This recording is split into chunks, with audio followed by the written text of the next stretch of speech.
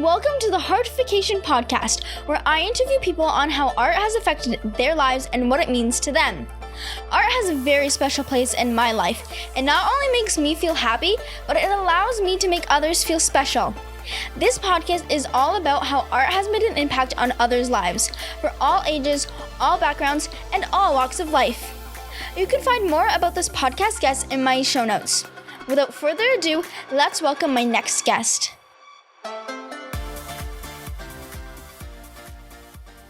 He is a world-renowned addiction expert and life coach. Please welcome my next guest, Robb Kelly. Hey, thank you so much indeed. Good to be here with you. Yeah, thank you so much. So the first question I always ask is, how do you define art? You know, I've just started buying original art, and I started painting.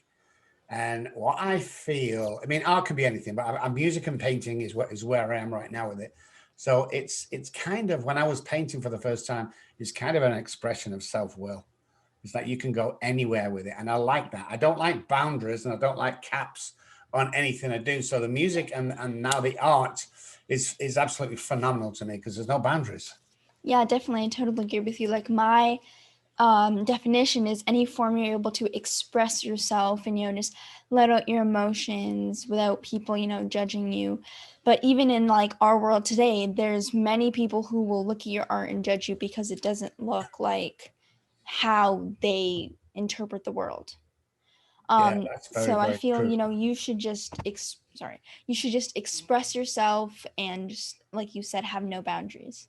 It's funny because when I went to this artist in Florida, we went took my patient as art therapy, but he gave me a palette and a brush and a white canvas, and he said, "Okay, let's paint something." And I said, "What should I do?" And he said, "Anything you want," and he walked off. And that's what I liked as well. It was like my expressions of wherever, and I didn't even think about. I just drew it and painted and just paint freely with colors, and it's actually hanging in our dining room, the painting. And every time somebody comes, they go, "Oh my God, who's the artist?" And I go, "Me." That's awesome. And what art forms are you exposed to? Music and music painting and a bit of opera and ballet. So again, expressing oneself as much as possible and feeling that expression of other people, I think is important. So my music, I used to be a professional musician many years ago, played with famous people. And it's just great the way you can just listen to something or play something and the other guys will pick it up and you can create this piece of art that nobody else in the world has experienced. Yeah, definitely. It's amazing how art, different people can interpret it in a certain way on their past experiences, and how they see the form of art and what it means to them can be different for so many different people. It's amazing. Definitely.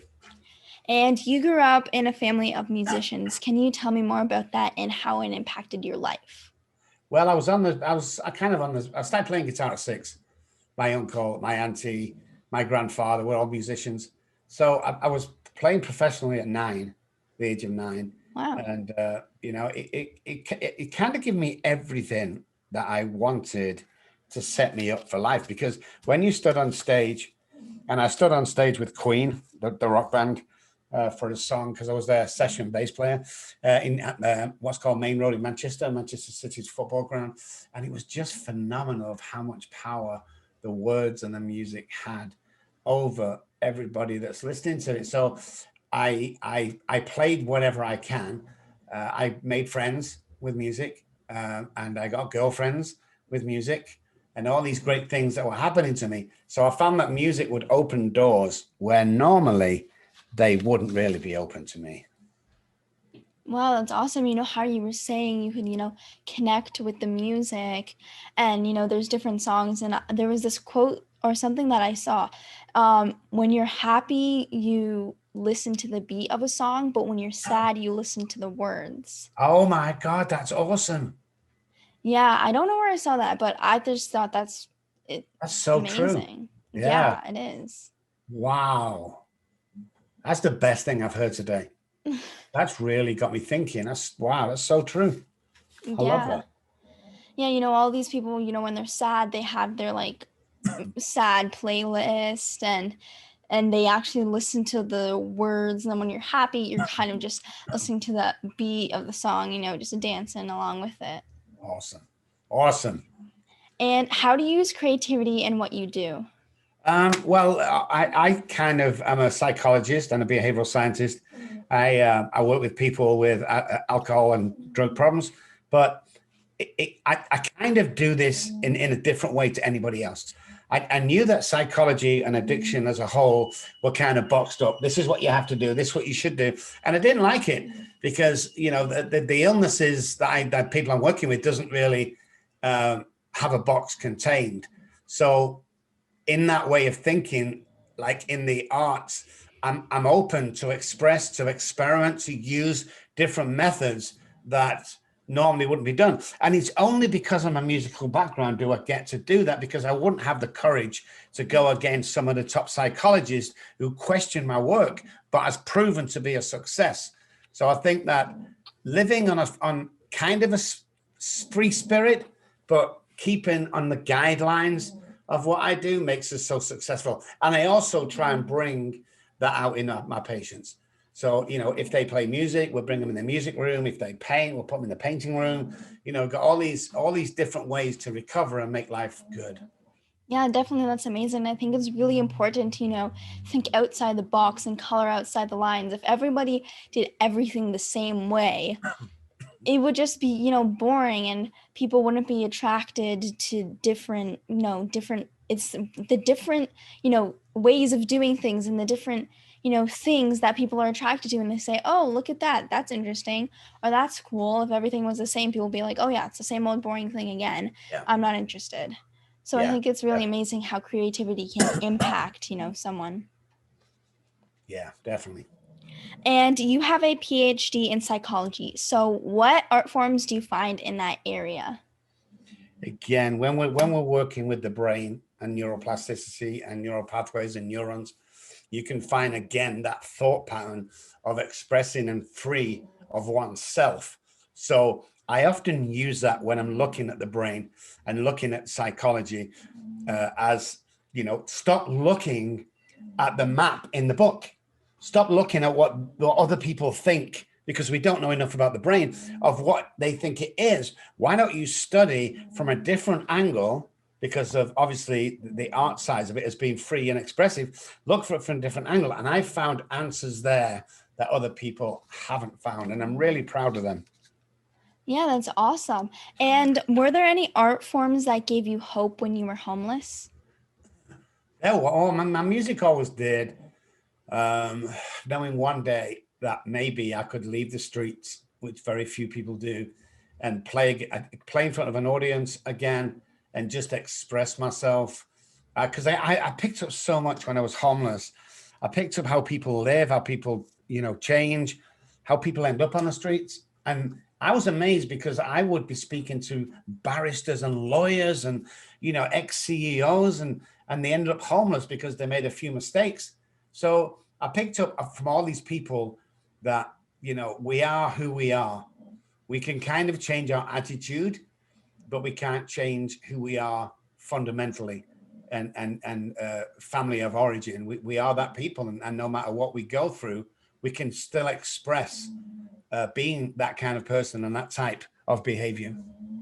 Yeah, definitely. I totally agree with you. And yesterday I was talking to Alvin Law, and he's a speaker, and he was born with no arms. And we were talking about how he's happy with his life, and he doesn't change for anyone. And I think that's really important in life. I heard a great saying that I carried with me through the years, and that was, you can't change the people around you, but you can change the people around you. And I heard that at an early age, which means I can't change the way other people think, but I can change who I associate with. So we have a great saying here at the company, Robb Kelly Recovery Group, and that is, everyone is born with $1 million mind. Like when people are born, probably like yourself, what do you want to be? I want to be a doctor. I want to be a surgeon. I want to be whatever it may be. And what happens as we go through our years is we kind of lose that. We lose that tenacity to go for something we want. And it's very important. I have a great saying that says, show me your friends and I'll show you your future. It's like who we hang around with, who we express ourselves with, and vice versa. We can gain knowledge by just hanging around with good people. I Yeah. don't associate myself today with anybody with a negative attitude, because if you put 10 people in a room and one of them has a negative attitude and the 9 have a great attitude, you'll come out with 3 or 4 with a negative attitude, because it's like a cancer. It will completely run through anybody's life and family. So I'm really careful, like who I talk to, like the shows I do. You know, I get probably hundreds of offers a week to go on their podcast, and I'm just really careful. I mean, I'm at a stage now, because I'm that well known because of my TV and books, that I can kind of pick and choose. So I'm lucky. I choose great people around me. Yeah, that's awesome. I think that's really important, who you hang around with, especially, growing up. Because, humans, we copy others and we look how others behave and we behave that way ourselves. So, and even my parents, growing up, they've always said, like, surround yourself with good friends who you'll trust and who are humble and have good values, rather than people who are always negative and, do whatever they want, in kind of a sort of sense. It all comes down to behavior. If you have something in common with behavioral wise with a person, you're going to become friends with them much quicker than if you don't. It's like, I don't know whether I've gone on a school outing anywhere on a bus, and you all go down there and you go and visit a museum or seaside, and you get back on the bus. Which seat do you sit in? You sit in the same seat you came in. So all these little things that we see around us, and we can find, and I work with that kind of stuff, and I've come to the conclusion, just like you, is I want to start hanging around $1 million minds, not 10-cent minds. Yeah, that's awesome. And you helped a specific actor get better from his addiction. How was creativity a part of that? Well, I've helped quite a few, but the most famous one was a great actor that got arrested and ended up in jail. So we actually worked on a different forms of art when he came of expression. We tried to get him back into the acting role of exaggerating everything we did, and look at the beauty in things and look at expressing ourselves, even though he'd been put in jail for using cocaine and selling cocaine, all that horrible stuff. But when he came out, our expression was, listen, you can be anybody you want, and you can be the top earning movie star in the world as long as you start to know you. And I think when we look at our expression in itself, we really have to do it from the heart. We really have to believe in who we are. And that's the game changer for anybody in the world, is once you start, well, 2 things. Once you start realizing who you are, and secondly, you're not afraid of expressing that to other people. And of course, your close friends, you can talk about the craziest thing in the world, and they will treat that as if it was their secret or whatever it may be. But I think that's what we did with him, and he went on to be the #1 box office star in the world, highest paid movie star in the world to date. So yeah, that was really cool. Wow, that's amazing. I'm guessing you can't name this actor because of like a contract or something. I can't actually name the actor, but all I can say is he was very strong guy. Well, a bit like an Iron Man guy that went on to do great stuff. Oh, wow, that's amazing. Did you get the clue? Yeah. Yes. Wow, that's awesome. And the other one that people always ask me is the famous rapper that I work with, because nobody could find him. And it always says, I can't mention the name on air. I can mention it verbally to people that is doing the program, but it's the only non-black rapper that got to #1 23 times. Wow. You got That's it. amazing. Yeah. Okay, cool. That's amazing. And how much does art and creativity help get over addiction? This was talking before about, express more in different ways and attacking this illness in different ways.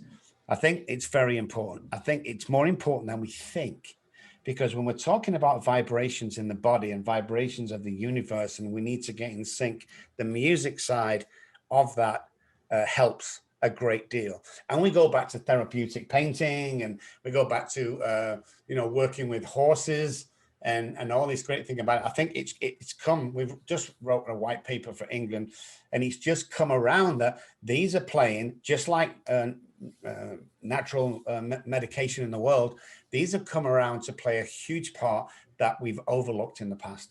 So I think it's really important how we express ourselves, but it's more important how we express to other people. You know, the belief in oneself and the belief in somebody else is absolutely, it's a game changer.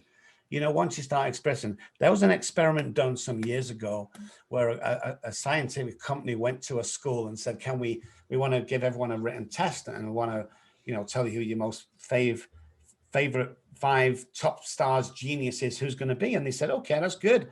So they went round and they did the test, and 100 students took place.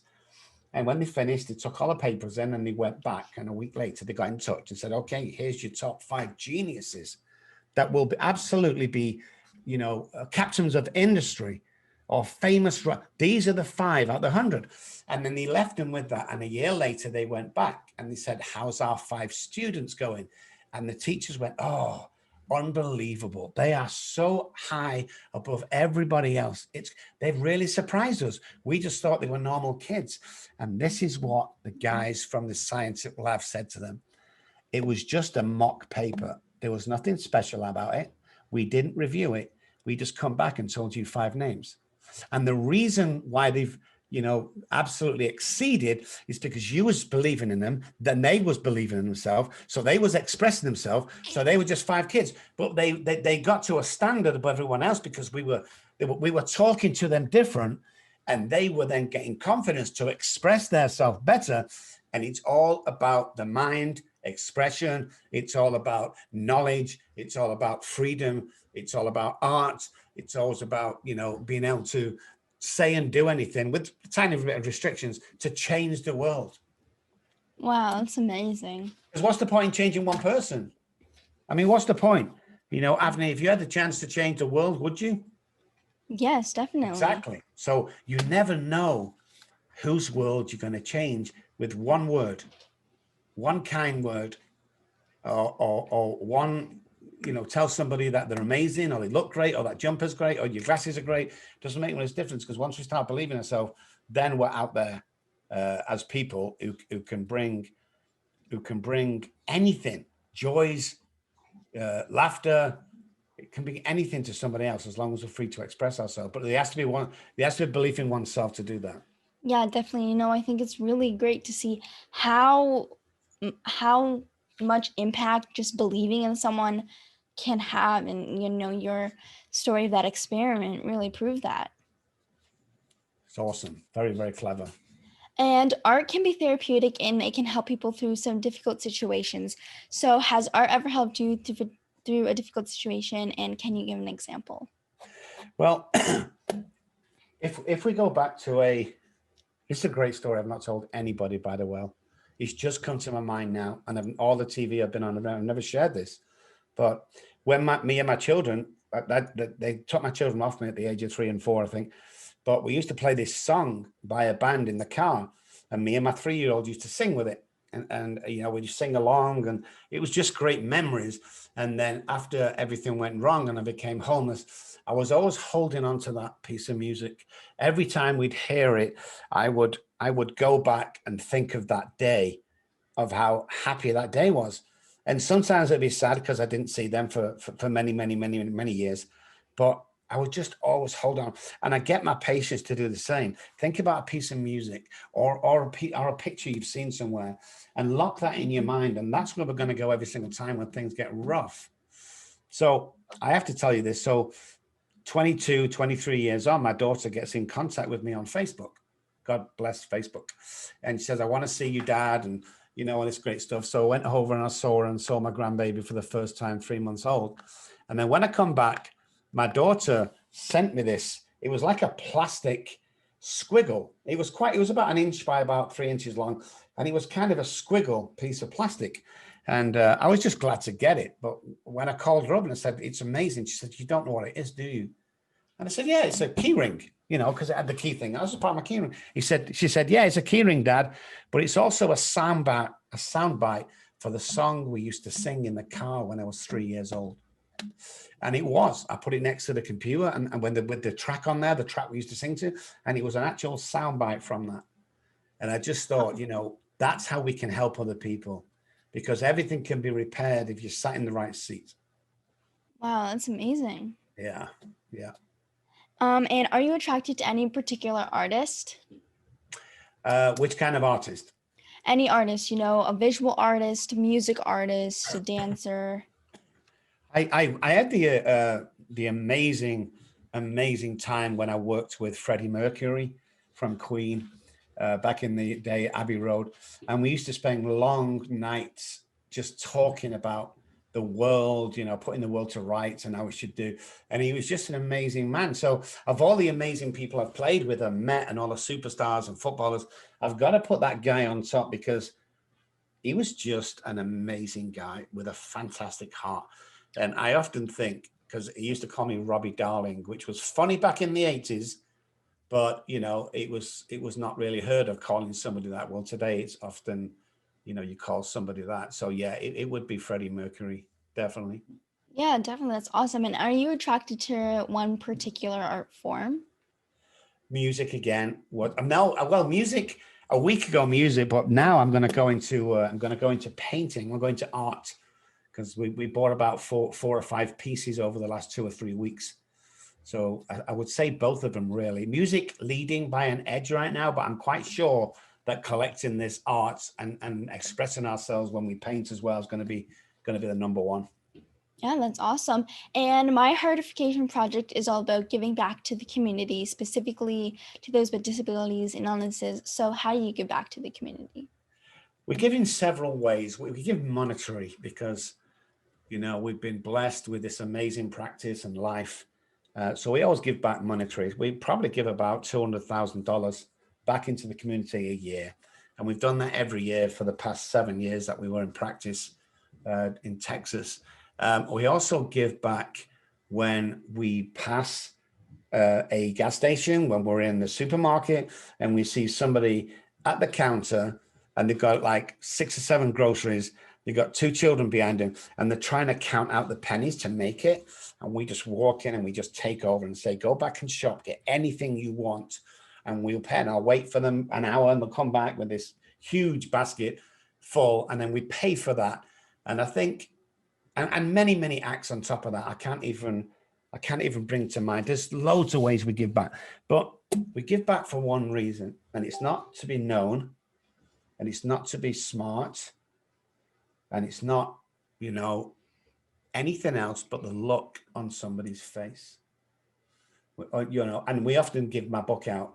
We don't sell it. We get a bunch and give them out. It's just the look on the person's face.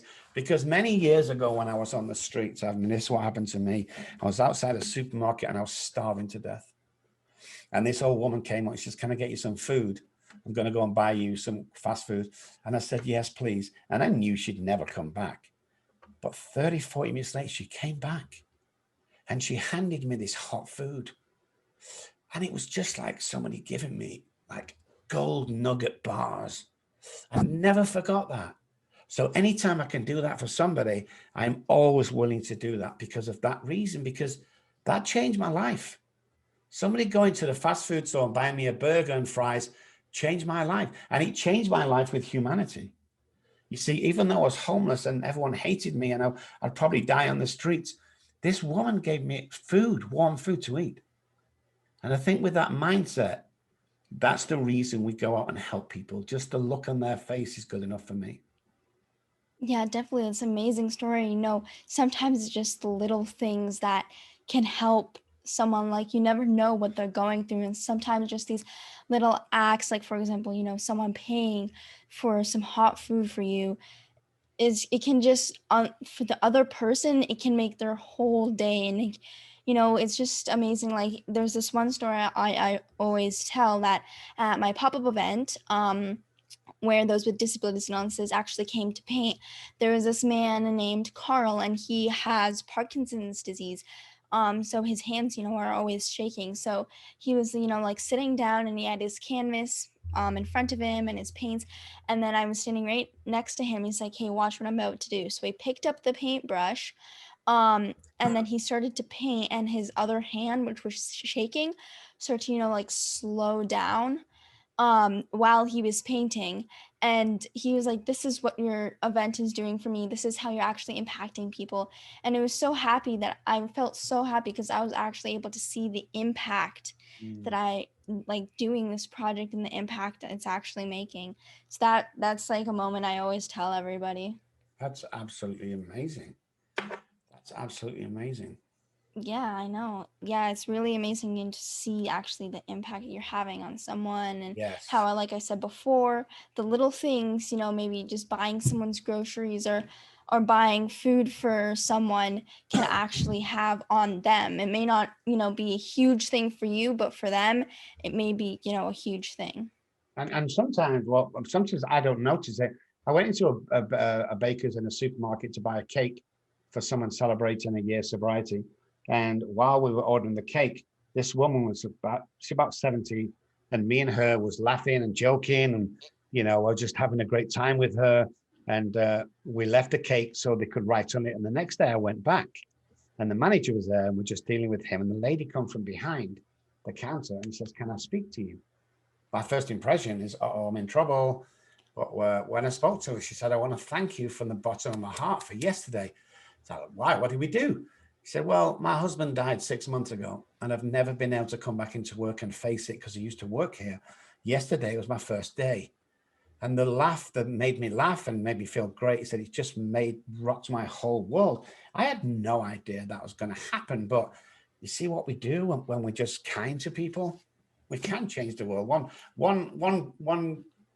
one baker at a time, let's say. Wow, that's amazing. Yeah. And how would you like people to get in touch with you? Well, you can get a couple of ways. You can just jump on the internet on a search engine, Dr. Robb, Robb Kelly, Kelly. My website's robbkelly.com. Search me on Facebook, send me a message, and let's get talking, guys. Let's get talking. Awesome. Yeah, thank you so much for doing this. Oh, absolutely. Fantastic. Absolutely. Thank you for listening to this podcast. Remember, if you want to find out more about this guest, please go to my show notes where I have all the links needed. If you enjoyed this podcast, please subscribe to my podcast series and help me by sharing it, leaving a rating, and a comment. I hope you join me on my next podcast. Bye for now.